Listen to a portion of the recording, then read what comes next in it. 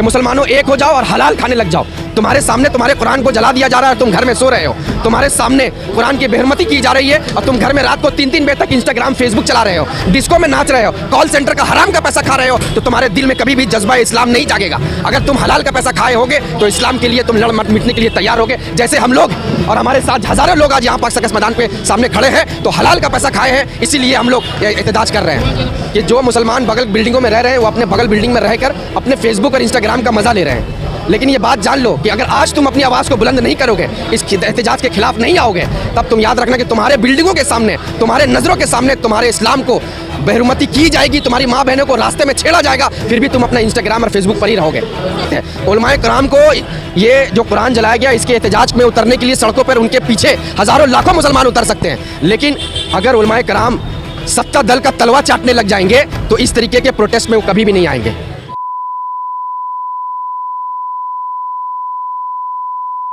आपको नहीं लग रहा क्या ये पश्चिम बंगाल के मुसलमान पश्चिम बंगाल के मुसलमान क्या, ये पूरे हिंदुस्तान के मुसलमान हो या दुनिया के मुसलमान हो, अगर मुसलमान हराम तो फिर ये इस तरीके के प्रोटेस्ट में शामिल नहीं होंगे। मैं आपके मीडिया के माध्यम से ये मुसलमानों को ये मैसेज देना चाहता हूँ कि मुसलमानों एक हो जाओ और हलाल खाने लग जाओ। तुम्हारे सामने तुम्हारे कुरान को जला दिया जा रहा है, तुम घर में सो रहे हो। तुम्हारे सामने कुरान की बेहरमती की जा रही है और तुम घर में रात को 3-3 बजे तक इंस्टाग्राम फेसबुक चला रहे हो, डिस्को में नाच रहे हो, कॉल सेंटर का हराम का पैसा खा रहे हो। तो तुम्हारे दिल में कभी भी जज्बा इस्लाम नहीं जागेगा। अगर तुम हलाल का पैसा खाए होगे तो इस्लाम के लिए तुम लड़ मिटने के लिए तैयार होगे। जैसे हम लोग और हमारे साथ हज़ारों लोग आज यहाँ पाक सर्कस मैदान पे सामने खड़े हैं, तो हलाल का पैसा खाए हैं, इसीलिए हम लोग एहतजाज कर रहे हैं। बिल्कुल 12:30 बिल्कुल हम आपने अभी थोड़ा देर पहले मैंने माइक से भी ये बात कहा था कि जो मुसलमान बगल बिल्डिंगों में रह रहे हैं वो अपने बगल बिल्डिंग में रहकर अपने फेसबुक और इंस्टाग्राम का मज़ा ले रहे हैं। लेकिन ये बात जान लो कि अगर आज तुम अपनी आवाज़ को बुलंद नहीं करोगे, इस एहतजाज के खिलाफ नहीं आओगे, तब तुम याद रखना कि तुम्हारे बिल्डिंगों के सामने, तुम्हारे नज़रों के सामने तुम्हारे इस्लाम को बेहरमती की जाएगी, तुम्हारी माँ बहनों को रास्ते में छेड़ा जाएगा, फिर भी तुम अपना इंस्टाग्राम और फेसबुक पर ही रहोगे। ये मामला स्वीडन में हुआ तो सारे हिंदुस्तान के मुसलमान तो स्वीडन नहीं पहुँच सकते, लेकिन जगह जगह पर जहाँ पर जिनको जो मौका मिल रहा है वो एहतजाज कर रहे हैं। अगर ये वाक़या इस तरह का खुदा ना खास्ता अगर हिंदुस्तान में हुआ होता तो आज हिंदुस्तान का ये रूप आप मुसलमानों का दूसरा देखती। उनकी ज़रूरत है उलमाए कराम को ये जो कुरान जलाया गया, इसके एहतजाज में उतरने के लिए सड़कों पर उनके पीछे हज़ारों लाखों मुसलमान उतर सकते हैं। लेकिन अगर उलमाए कराम सत्ता दल का तलवा चाटने लग जाएंगे तो इस तरीके के प्रोटेस्ट में वो कभी भी नहीं आएंगे। क्या आवाज़ फाउंडेशन का ये पहला कदम जो है, क्या ये क्रांतिकारी कदम होगा।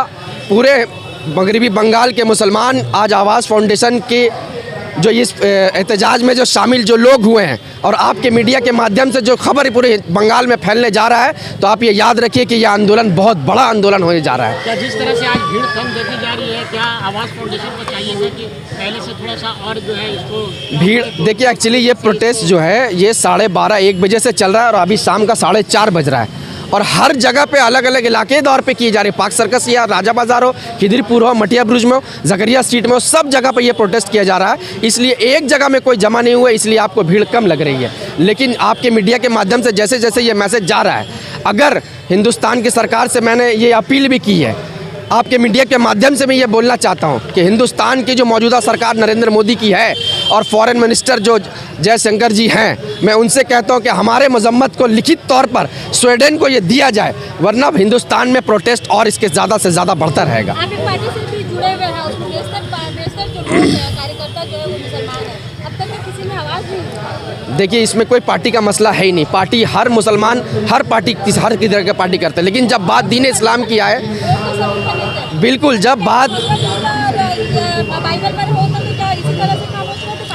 देखिए, मुसलमान हमेशा सबके लिए प्रोटेस्ट किए। जब गलत हुआ है वो हमेशा मुसलमान प्रोटेस्ट किए हैं। मुसलमान अगर कांग्रेस पार्टी में हो, सीपीएम में हो, टीएमसी में हो, बीजेपी में हो, कहीं भी हो, लेकिन बात जब दीन इस्लाम की आए तो वो एक झंडे ला इलाहा इल्लल्लाह मोहम्मद रसूलुल्लाह के नीचे जमा होना चाहिए। जो नहीं जमा हो रहा है वो बदबख्त लोग हैं, उनको जागने की ज़रूरत है। बात के मुस्तहक है फैसल भाई, आवाज़ फाउंडेशन के जो बानी हैं, मैं उनको मुबारकबाद देता हूं कि इस तरीक़े का तो उन्होंने एहतजाज रखा, जो लोगों को यहाँ पर मौका मिला कि अपनी आवाज़ को और अपनी बात को यहाँ रख सके। मुबारकबाद के मुस्तहक हैं।